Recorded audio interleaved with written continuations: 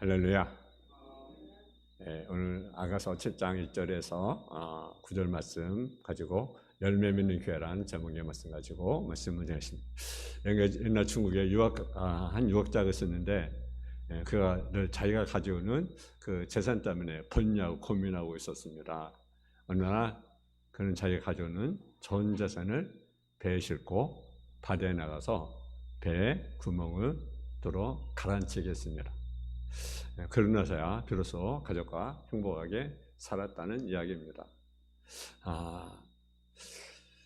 세점 부에 대한 번뇌가 사라졌기 때문에 하는 것이죠. 그러나 유대인들은요, 이 이야기를 듣고 유대인 그 유학자가 어리석다고 생각합니다. 왜냐하면 그들은 부가 사람을 다스리는 것이 아니라 사람이 부를 세상과 자신을 위해서 유효적절하게 사용할 때 가치가 있다고 생각하기 때문입니다. 탈무드에는 재산이 더하면 근심을 더한다는 말이 있습니다. 그러나 자기의 재산이 몽땅 내던져야 우리가 행복해진다는 말은 한마디도 없습니다. 파울이 쓴 책에는 어떤 사람도 돈과 관련된 문제에 있어서 나는 정말 깨끗하다, 나는 그 돈에 대해 난 진실하다 라고 말을 쓴 사람은 한 사람도 없다고 그렇게 말합니다. 여러분은 깨끗합니까? 여러분 어떻습니까? 여러분 난 물질에 대해서 난 정직하고 깨끗하다 라고 말할 수 있습니까? 아마 한 사람도 없을 것 같아요. 저도 마찬가지. 여러분도 마찬가지. 돈과 관련된 깨끗하다는 진실하다는 말씀을 한 사람도. 그리고 이런 말합니다. 만일 어떤 사람이 돈 버는 데에만 신경 쓴다면 그 사람은 한낱 물질주의에 불과하다고 했습니다. 만일 돈을 벌기 위해서 모든 노력을 기울였음에도 불구하고 돈을 벌지 못한다면 그 사람은 인생의 패배자가 되는 것이고, 만일 벌고도 쓰지 않는다면 그 사람은 구두쇠가 되는 것입니다. 버는 대로 쓴다면 그 사람은 방탕한 자가 되는 것이고, 버는 데 아무런 관심이 없다면 그 사람은 야망이 없는 사람이며, 많이 벌더라도 죽을 때까지 지니고만 있다면 그 사람은 죽어서 그 돈을 가지고 가려는 어리석은 바보 같은 사람이다. 여러분 어디에 범되겠습니까? 그렇다면 우리가 돈을 이거 다 쓰는 방법은 무엇입니까? 한 가지 있습니다. 그것은요, 돈은요 느슨하게 잡고 가치가 있는 일에 아낌없이 쓰는 것입니다. 그럼 우리는 돈의 노예가 되지 않냐고 돈을 다스린 자가 될 것입니다. 스데이저스 이런 말을 했습니다. 돈이란 가장 최고의 하인일 수도 있고 가장 혹독한 주인일 수도 있는 것이다. 돈을 머리 위에 이고 그 밑에 있게 된다면 돈의 노예가 될 수밖에 없다. 여러분 돈에 대해서 어떤 생각을 가지고 있습니까? 열심히 우리가 벌어야 됩니다. 또 열심히 우리가 저축해야 합니다. 그리고 그 돈을 가장 가치 있는 일에 아낌없이 써야 됩니다. 그러면 우리는 행복한 사람입니다. 돈이라고 하는 것은 벌 줄 알고 쓸 줄 알 때 그 행복이 느껴지게 되는 것입니다. 여러분 모두 이런 삶을 살아서 주님이 주시는 행복을 누리기를 주님의 이름으로 축원합니다. 우리 한번 인사했습니다. 반갑습니다. 사랑합니다. 은혜 받읍시다. 아멘. 여러분 지금은 가을입니다. 단풍 너무 예쁘게 물들고 있고 모든 말물이 열매를 맺는 계절입니다. 농부들이 바쁜 계절이 가을입니다. 근데 가을이 되었는데 열매가 없다면 얼마나 그 농부의 마음이 그랬겠습니까? 결실의 가을인데 우리가 영적 열매를 많이 맺어야 되는데 참 그러지 못해서 참 마음이 아픕니다. 우리 신앙도 열매를 맺어서 우리가 주님 앞에 드릴 열매가 있어야 됩니다. 오늘도 우리는 올 한 해 동안 하나님 앞에 어떤 열매를 맺었는지 하나님 말씀 듣는 시간이 되기를 주님의 이름으로 축원합니다. 첫째는요, 성숙한 신자가 되어야 된다라는 거죠. 우리가 맺을 열매는 우리 신앙이 자라는 겁니다. 그래서 이전보다 더 성숙한 모습을 보이는 것입니다. 어떤 시대와 같이 성숙한 신자입니까? 먼저는요, 우리 자신이 구원의 확신이 있는지를 살펴봐야 합니다. 구원의 확신이 있는 신자가 성숙한 신자입니다. 어떤 사람은 수년을 교회 다녀도 내가 왜 교회를 하는지 모르며 신앙생활을 합니다. 하늘에서 모르고 주에서 모르고 왜 내가 예수를 믿는지 모르는 것입니다. 그냥 교회에 나오는 것입니다. 교회에 그냥 출석하는 것입니다. 이런 신앙은 아직 내가 하나님의 자녀는 확신이 없는 자입니다. 우리 신앙은 거듭나야 됩니다. 그래서 거듭난 체험을 가지고 우리가 살아가야 합니다. 오늘 보면 2절의 말씀에 보면요, 그런 말씀이 있습니다. 배꼽은 섞은 포도주를 가득히 부은 둥근 잔과 같고. 배꼽은 무엇입니까? 배꼽은요, 아이가 어머니 뱃속에서 있을 때 어머니가 주는 영양분을 받아 먹던 탯줄이 붙어있는 장소가 배꼽입니다. 아이는 이 탯줄을 통해서 10달 동안 뱃속에서 엄마가 주는 영양분을 받아 먹고 자랍니다. 그러다 아이가 세상에 태어나면 그때 탯줄이 떨어지고 그 자리에 배꼽이 생기는 것입니다. 그러므로 배꼽은 내가 어머니와 연결되는 생명줄이 뭡니까? 배꼽입니다. 이 생명줄이 있어야 사는 거죠. 생명줄이 없으면 죽습니다. 그래서 이 생명줄이 없는 사람은 세상에 태어날 수도 없고 살 수도 없는 것입니다. 그러므로 포유로 태어난 사람은 누구든지 배꼽이 있는 것입니다. 우리가 하나님의 자녀로 태어난 것도 마찬가지입니다. 배꼽이 있어야 합니다. 여러분, 근데요, 내가 하나님을 태어났다는 무엇입니까? 확실한 증거가 있어야 된다는 거죠. 그래서 아버지로부터 물려받은 생명이 아니라 하나님, 예수님을 믿음으로 말미암아 주어진 거듭난 생명을 가지고 살아가는 신자가 되어야 합니다. 이러한 신앙이 있어야 하나님의 자녀가 거듭난 자녀가 되어 하늘나라에 들어가게 되는 것입니다. 그리고 이렇게 거듭난 신앙은 점점 자라서 영적을 얻어야 합니다. 2절에 보게 되면 우리 한번 2절 한번 보겠습니다. 2절 다시 한번 보겠습니다. 시작. 배꼽은 섞은 포도주로 가득히 부은 둥근 잔과 같고 허리는 백합보로 두른 밀당 같구나. 아멘. 여러분, 허리는 백합보로 두른 밀당 같구나. 이렇게 했습니다. 이 말씀에서 주님 우리를 뭘 했습니까? 밀당이라고 말씀하고 있습니다. 이 말씀은 알곡이라는 말입니다. 밀과 가라지에 비해서 우리는 알곡이 되어야 됩니다. 그래야 하나님의 사랑을 받습니다. 근데 이 알곡을 추수할 때가 되어서 배에서 허리로 묶어 놓습니다.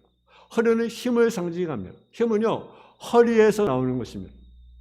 천하장사 하시는 경기를 해도 허리가 강한 사람이 이기는 거죠. 정말 허리가 굉장히 중요합니다. 아무리 몸이 좋아도 허리가 약하면 힘을 쓰지 못하는 거죠. 힘은 허리에서 나는 것입니다. 그런데 이 허리는 백합보로 묶어 놓았습니다. 이 백합은 뭐냐? 은혜를 상징하는 것입니다. 그러면 하나님의 자녀로 거듭난 사람은 자기 힘으로 살지 않고 하나님이 주시는 힘으로 사는 것입니다. 이것이 바로 은혜라고 하는 거죠. 여러분, 어떤 힘으로 살아가고 있습니까? 육신의 힘을 믿고 우리가 살아갑니까? 아직도 어린아이라는 거예요. 세상의 육신의 힘, 어떤 세상의 어떤 권력, 어떤 물질의 힘, 어떤 건강의 힘. 근데요, 그것이 얼마나 갑니까? 얼마 가지 못합니다. 근데 우리는 그걸 의지합니다. 그것이 영원한 것처럼 5년, 10년, 20년도 못 갑니다. 그것이 세상의 힘입니다. 그러니까 우리 신앙이 자라지 못하는 거죠. 그러니까 우리는 항상 어린아이의 모습을 가지고 있는 거죠. 물론 그것이 필요합니다. 세상에 사는데 나는 힘이 불필요해? 그렇지 않습니다. 누구나 다 힘이 필요합니다. 그러나 그것은 절대적이 아니라는 것을 우리가 인식해야 된다는 거예요. 그렇잖아요? 우리는 영적 힘을 의지하고 살아가야 합니다. 이런 사람이 성숙한 신앙입니다. 여러분, 우리가 성령 거듭나 하나님의 은혜로 허리를 묶고 주님 능력을 살아가는 신자가 되기를 주님의 이름으로 축원합니다. 이렇게 하나님의 은혜를 받아서 우리는 어떻게 해야 합니까? 여러분, 주님 위해서 뭐 하는 것입니까? 봉사해야 된다는 거죠. 봉사. 3절 보시죠. 3절 우리 같이 봉사. 3절 시작. 두 유방은 암사슬의 쌍떼 새끼 같고. 아멘. 어머니의 젖은 왜 필요합니까? 자식을 기르기 위해서 필요한 것이 어머니의 젖입니다. 어머니는 여기에 양식을 저장하고 그 양식으로 자식을 낳아 기르는 거죠. 딸이 자라서 시집을 가서 자식을 낳아 젖을 물리고 기르는 사람이 되었다는 것은 무엇을 의미합니까? 그것은요, 성장했다는 것을 의미합니다. 성장했다는 것입니다. 이제 성장한 사람은요, 뭡니까? 봉사하는 거죠. 누구를 위해서입니까? 남편을 위해서, 또 가족을 위해서 하는 거죠. 그러면 성숙한 신자는 뭡니까? 봉사하는 것입니다. 오늘 우리가 무엇인가 주를 위해서 봉사하는 것이 있어야 합니다. 봉사하는 것이 있어야 우리 열매를 맺게 되는 거죠. 물질로 봉사하든지, 아니면 몸으로 봉사하든지, 아니면 기도로 봉사하든지, 무엇인지 봉사하는 사람이 되어야 됩니다. 몸도 봉사 안 하고, 물질로 봉사 안 하고, 기도로 봉사하지 않아. 나는 그러면 안 되잖아요. 그죠? 여러분, 뭐든지 그 중에 뭔가 할 수 있어요. 그죠? 몸으로 할 수 있고요, 물질로 할 수 있고요, 아니면 기도로 할 수 있고요. 뭔가 할 수 있어요. 그것이 성숙한 신자입니다. 여러분, 모리와 같이 성숙한 신자가요, 주님 위해서 교회에서 봉사하는 저 여러분 되어지기를 주님의 이름으로 축원합니다. 두 번째는요, 믿음을 우리가 지켜야 합니다. 우리는 믿음을 지키는 신자가 되어야 합니다. 믿음은 어떻게 지켜야 합니까? 진리 안에서 우리가 지켜야 된다는 거죠. 그래서 진리 어긋난 것이 있을 때는 그것에 대해서 참과 거짓을 분별해야 하고 싸워 이기는 자가 되어야 됩니다. 그래야 믿음을 지킬 수 있습니다. 그래서 우리가 어떻게 됩니까? 하나는요, 목이 고려야 됩니다. 목이. 4절에 보면 목은 상아 망대 같구나. 목은 상아 망대 같구나. 망대가 무엇입니까? 망대는요, 파수꾼이 서서 저기 쳐들어오지 않나 지켜보는 것이 바로 망대입니다. 따라서 망대가 무너지면 성은 무너지는 것입니다. 그러므로 망대는 견고해야 된다라는 거죠. 그래서 성을 지킬 수 있습니다. 하나님은 우리의 목이 망대와 같다고 말합니다. 목은 믿음을 상징합니다. 이 말은 어떤 일에도 굽히지 아니하고 믿음을 굳게 지키는 망대 같은 성도의 모습을 보여줍니다. 그러므로 성도는 불의와 타협하지 아니하고 진리에 목숨을 걸고 끝까지 싸워 승리하는 모습을 보여줘야 된다. 우리가 때로는 믿음을 지키기 위해서 목숨을 걸어야 할 때도 있습니다. 이것이 망대와 같은 믿음을 지키는 것입니다. 강하고 담대하여 불의와 타협하지 아니하고 주님의 믿음을 가지고 굳게 지키는 신자가 되어야 됩니다. 그리고요, 또 하나는 뭔가 눈이 밝아야 된다. 눈. 여러분, 눈은 두 가지 있습니다. 육의 눈과 영의 눈이 있어요. 우리가 믿음을 지키기 위해서는 육적인 일이나 영적인 일에 바르게 분별하는 지혜가 있어야 합니다. 그래서 어디에 적이 쳐들어오는지를 알고 대비할 수가 있는 거죠. 이것을 구분하지 못하고 아무에게나 문을 열어주면 그는 적군에게 속아서 넘어가게 되는 것입니다. 그러므로 성도는 모든 것을 헤아릴 수 있는 눈을 가져야 합니다. 저 우주에서는요, 인공위성을 가지고 여러분 공원에 있는 사람들 다 볼 수 있어요. 여러분 밑에 움직이면 정확히 다 봅니다. 근데 볼 수 없는 것이 있어요. 그것이 뭡니까? 인간의 마음입니다. 이거로는 아주 이런 우리 교회 모습도요, 우리가 다 봅니다. 인공위성으로 보면 그 옥상까지 다 찍어요. 여러분 다 볼 수 있어요. 근데 볼 수 없는 것입니까? 인간의 마음. 인간의 마음. 근데요, 사람 인간의 마음을 모르지만 하나님은 여러분 마음을요 정확히 읽으세요. 정확히 하셔요. 생각까지 다 하십니다. 하나님을 살피시고 모르는 것이 없으시기 때문입니다. 그러므로 우리는 사람을 속일 수 있지 모르지만 하나님은 속일 수가 없다라는 거죠. 우리의 눈을 우리가 가져야 됩니다. 그래야 적그린 것을 발견하고 마귀와 싸워서 이길 수가 있습니다. 더구나 냄새를 잘 맡아야 됩니다. 요즘 테러는요, 균으로 이렇게 테러를 합니다. 여러분, 우리 가끔 공항에서 마약이나 폭탄 테러를 막기 위해서 냄새를 잘 맡는 그러한 개를 이용해서 검사한 것을 볼 수가 있습니다. 여러분, 그렇잖아요. 공항에 가면요, 반드시 냄새 맡는 그런 개들이 있어요.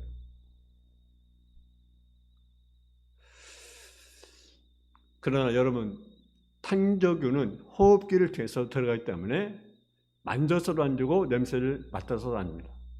그러나 우리 육은 이렇게 약하지만 영적인 후각을 가지고 우리 인간을 괴롭히는 악한 일에 대해서 냄새를 잘 맡아야 됩니다.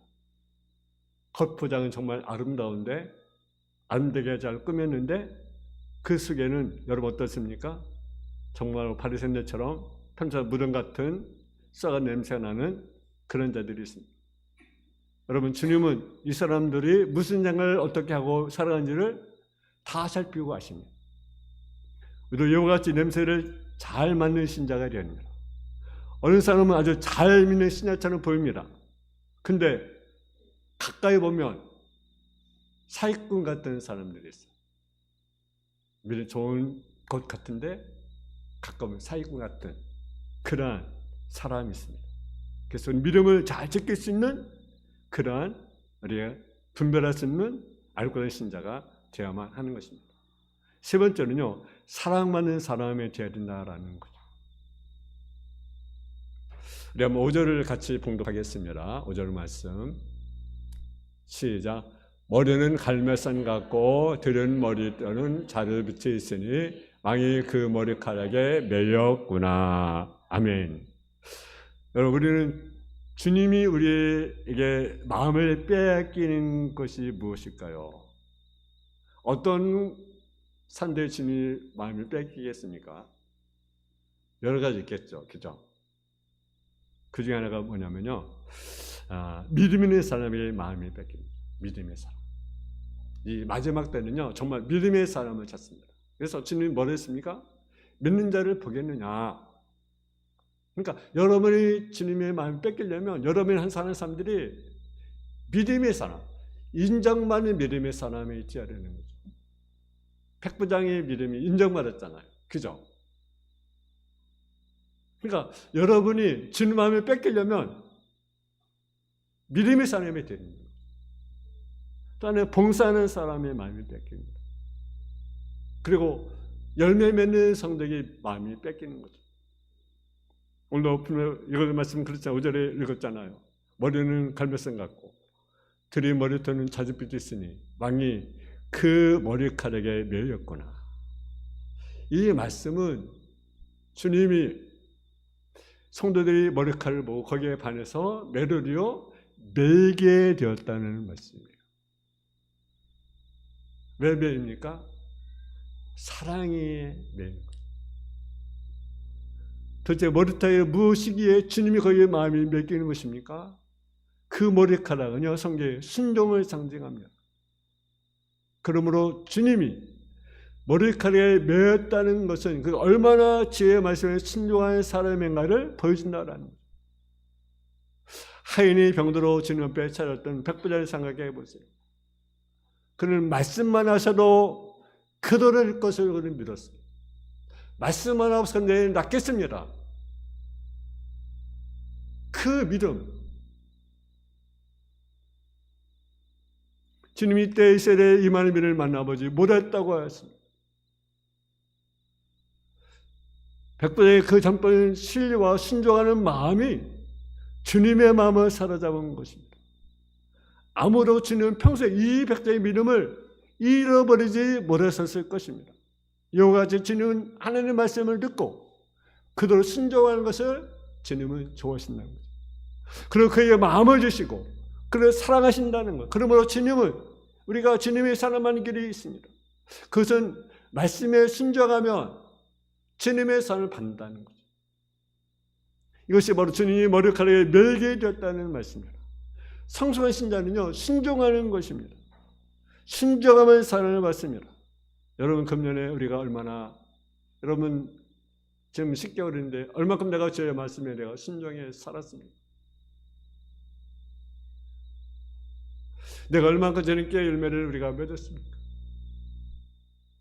어느 교회 장로님이 간증을 하는데 그 시간 택시를 이렇게 운전하는 분이십니다. 네, 별의별 손님을 다 만난다는 거죠.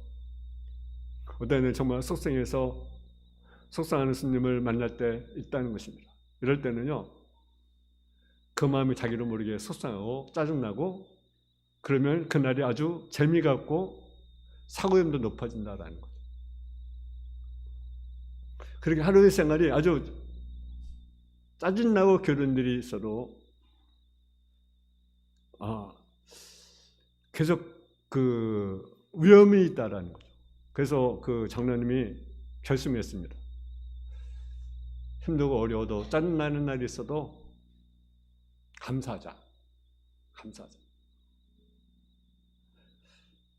그래서 스님을 얼마나 여러 종류의 사람을 만났겠어요. 매일 택시 운전하니까.